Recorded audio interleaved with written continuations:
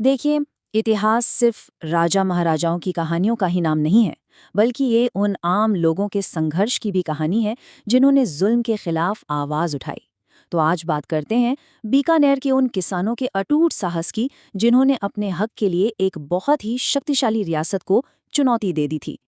जरा सोचिए, होता क्या है जब किसी के सब्र का बांध टूट जाता है। बीकानेर के किसानों के साथ भी कुछ ऐसा ही हुआ।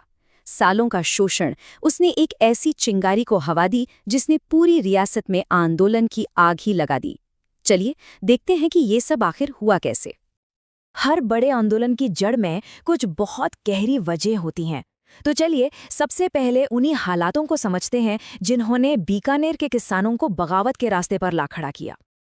देखिए, संघर्ष बिल्कुल साफ था। एक तरफ थे अपनी ही जमीन पर पसीना बहाने वाले किसान, और दूसरी तरफ थे जागीरदार जो उन्हीं की मेहनत पर ऐश कर रहे हैं। किसानों पर सिर्फ भारी भरकम टैक्स का बोझ ही नहीं था, बल्कि उनसे बेगार भी करवाई जाती थी। मतलब सोचिए, बिना किसी मजदूरी के जबरदस्ती काम करवाना। और किसानों के इस शोषण का सबसे बड़ा हथियार था लाग बाग। अब ये था क्या? असल में ये लगान के ऊपर लगाए गए अनगिनत मनमाने टैक्स का एक जाल था। मतलब घर में शादी है तो टैक्स दो, कोई और मौका है तो वसूली करो।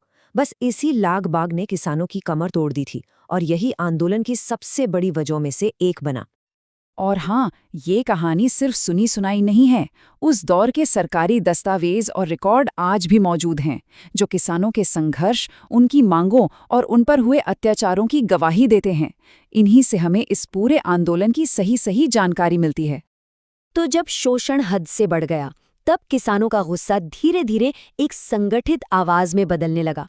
चलिए देखते हैं कि कैसे अलग अलग जगहों पर उठी छोटी छोटी चिंगारियां एक बड़े आंदोलन की मशाल बन गई। ये आग धीरे धीरे फैल रही थी। बात शुरू हुई 1937 में, जब दुधवा खारा में हुए अत्याचारों ने पहली चिंगारी सुलगाई। इसके बाद हनुमान सिंह जैसे नेताओं की अगुवाई में विरोध प्रदर्शन होने लगे। किसानों ने बहुत शांति से अपनी बात महाराजा तक पहुंचानी चाहिए, लेकिन जवाब में क्या मिला? उनके नेता रघुनाथ सिंह को ही जेल में डाल दिया गया। और बस इस घटना ने किसानों के गुस्से को और भड़का दिया। दमन का तरीका देखिए। अपने हक की आवाज उठाने वाले किसान नेता रघुनाथ सिंह पर देशद्रोह का मुकदमा चला और उन्हें 7 साल की सख्त कैद की सजा सुना दी गई। रियासत को लगा कि ऐसा करने से आंदोलन दब जाएगा, पर हुआ ठीक इसका उल्टा।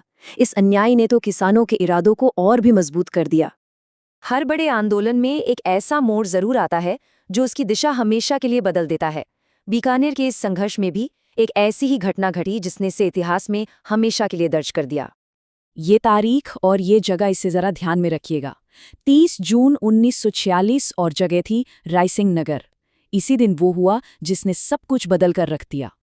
हुआ ये कि रायसिंह नगर में किसान बिल्कुल शांति से अपनी मांगों के लिए इकट्ठा हुए थे। उन्होंने तिरंगा लेकर एक जुलूस निकाला, तो रियासत की पुलिस ने उन निहत्थे लोगों पर गोलियां बरसा दी, और उसी गोलीबारी में तिरंगे को ऊंचा उठाए हुए बीरबल सिंह नाम के एक किसान नेता ने अपनी जान दे दी।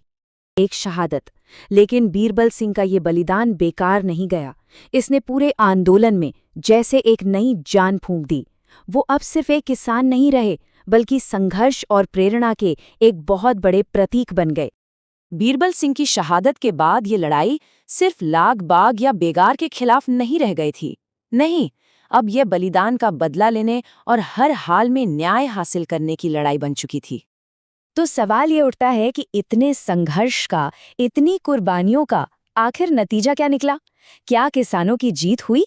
चलिए इस आंदोलन की विरासत पर एक नजर डालते हैं। देखिए, कोई भी आंदोलन बिना लीडरशिप के सफल नहीं होता। इस संघर्ष को जीवनराम चौधरी, हनुमान सिंह और रघुनाथ सिंह जैसे निडर नेताओं ने जमीनी स्तर पर संभाला। शहीद बीरबल सिंह प्रेरणा बन गए, और कुंभाराम आर्य जैसे नेताओं ने इसे एक सोच दी, एक दिशा दी। इन सभी ने मिलकर किसानों की आवाज को बहुत बुलंद किया। किसान यूनियन क्यों? ये सिर्फ कुंभाराम आर्य की एक किताब का नाम नहीं था, ये एक बहुत बड़ी सोच थी। उस दौर के नेता समझ चुके थे कि सिर्फ विरोध प्रदर्शन से काम नहीं चलेगा। किसानों को अपने हक की लड़ाई लड़ने के लिए एक मजबूत, एक स्थायी संगठन की जरूरत है। और आखिरकार हुआ वही जो होना था। किसानों के संघर्ष और बलिदान के आगे रियासत को झुकना पड़ा। शोषण का जो सबसे बड़ा प्रतीक था, यानी लाग-बाग व्यवस्था, उसे खत्म कर दिया गया।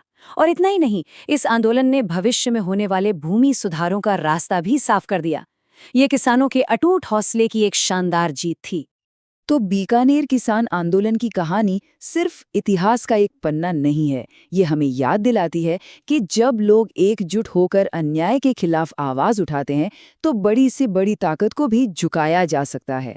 और ये इस बात का सबसे बड़ा सबूत है कि इतिहास सिर्फ लिखा नहीं जाता, बनाया भी जाता है।